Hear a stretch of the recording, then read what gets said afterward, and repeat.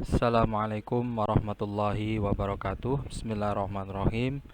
Alhamdulillah, di pekan kali ini eh, kita akan membahas tentang konsep filosofis tentang dasar pendidikan Islam dan dasar pelaksanaan pendidikan Islam di Indonesia.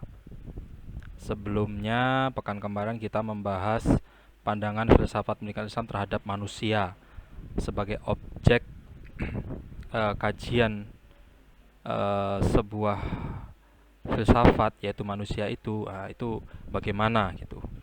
Orientasinya secara Islam itu apa? Manusia itu bagaimana? Terus mengapa gitu. Nah, kali ini kita sudah masuk ke dalam materi filsafat pendidikan Islam. Setelah kita membahas kemarin eh, objek dari filsafat pendidikan Islam itu yaitu manusia. Nah, sekarang konsep filsafat tentang dasar pendidikan Islam dan dasar pelaksanaan pendidikan Islam di Indonesia itu bagaimana? Sebagaimana di pertemuan pertama juga sudah kita kupas tuntas, ini saya singgung sedikit agar tidak lupa. Bahasanya konsep filosofis tentang arti pendidikan itu cinta terhadap kebijaksanaan.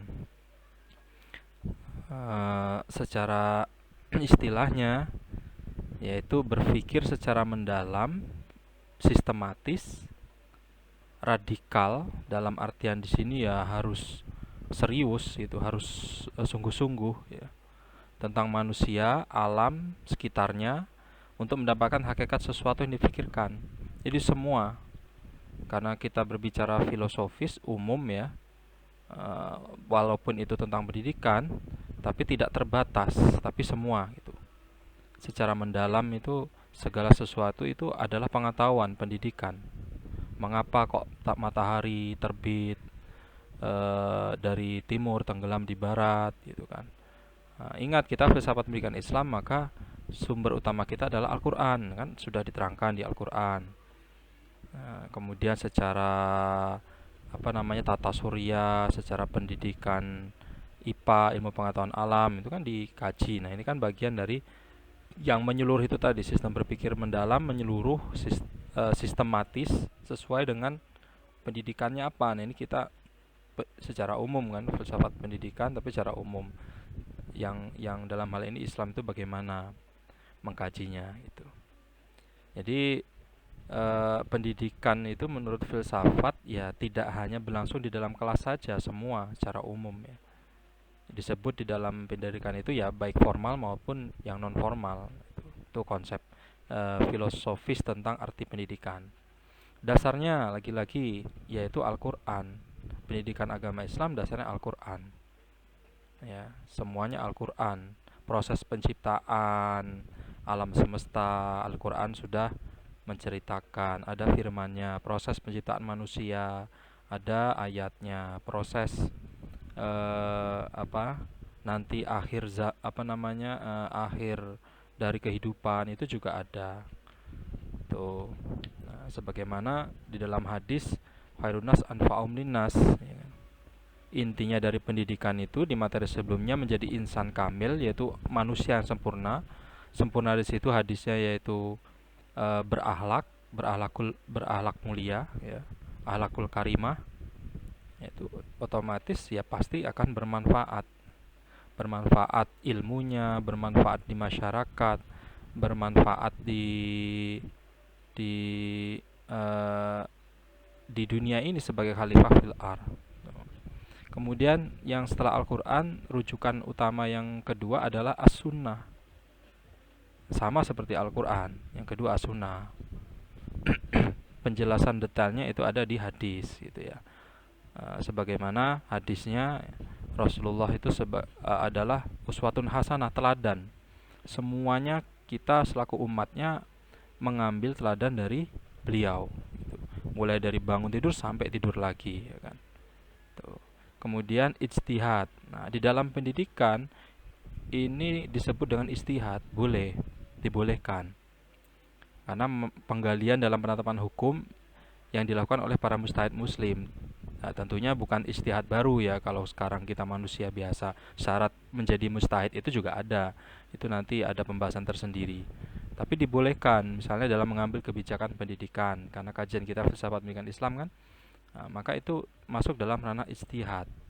Berfilsafat yang orientas yang dasar hukumnya setelah mengambil sumber utama Al-Qur'an kemudian hadis atau sunnah barulah disimpulkan ini keputusannya, itu namanya ijtihad.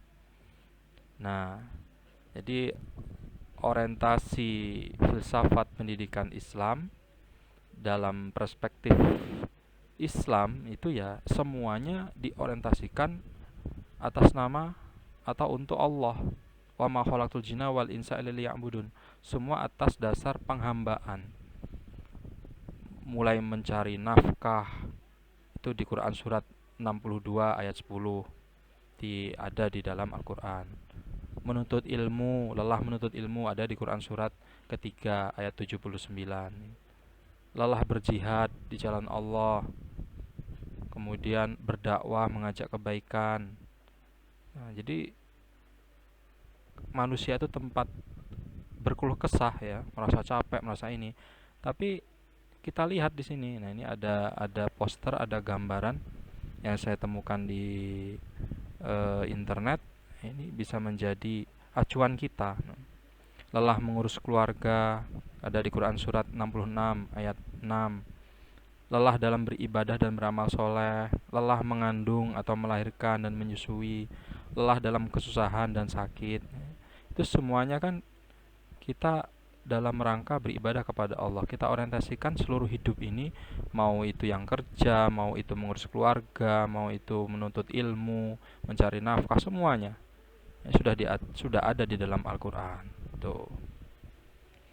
Dan undang-undang pun yang berlaku normatif itu juga yang kita ini berbagai suku, ini juga pembukaannya pun juga atas berkat rahmat Allah yang Maha Kuasa dan dengan didorong oleh keinginan yang luhur. Ini kan disepakati. Dulu yang membentuk undang-undang ini Pancasila kan tidak hanya Islam, orang Islam saja kan. Kita ini dari berbagai pulau, dari berbagai agama, lengkap di sini kita. Sukunya banyak. Jawa antara Jawa Tengah dengan Jawa Timur, Jawa Tengah dengan Jawa Timur itu bahasanya sudah beda, adatnya sudah beda. Itu dari sisi adat perbedaan apalagi agama ya. Tapi pembukaannya mengesahkan Allah gitu. Bahwasanya sadar bahwasanya yang kuasa di atas yang berkuasa, presiden ya, itu ya ada yang lebih lagi maha kuasa. Tuh.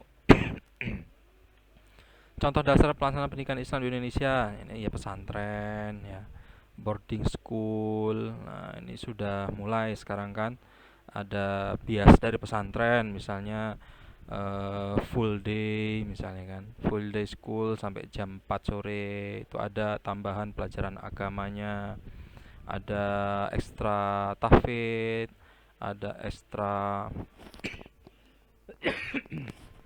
uh, baca tulis Al-Quran misalnya ya, ada ekstra dakwah misalnya.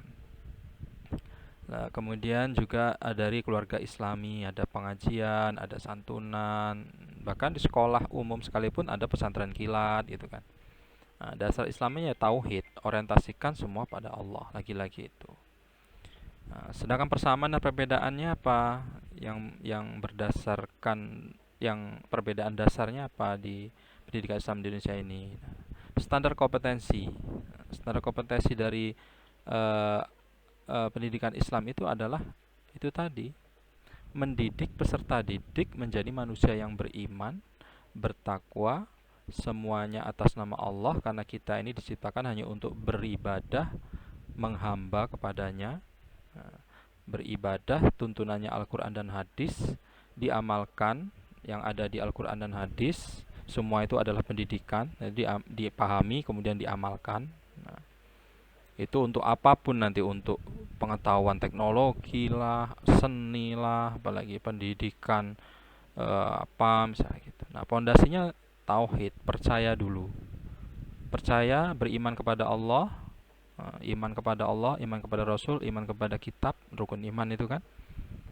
percaya, kemudian dipelajari di dalam filsafat pendidikan Islam, yaitu tadi rujukannya adalah Al-Quran dan hadis, dipelajari semua dari situ sumbernya, kembali lagi ke situ. Kalau keluar dari itu Al-Quran dan hadis, maka keluar dari filsafat Islam itu sendiri, filsafat pendidikan Islam itu sendiri.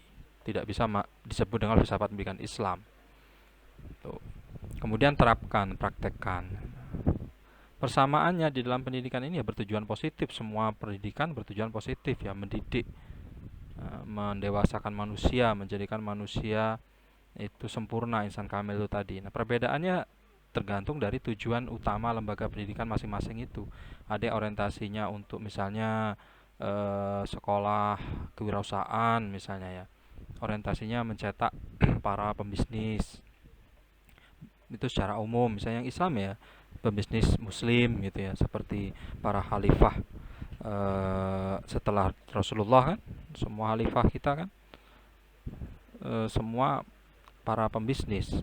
Dan hadis Rasulullah juga 9 dari 10 pintu rezeki itu berdagang, berbisnis, berwirausaha gitu.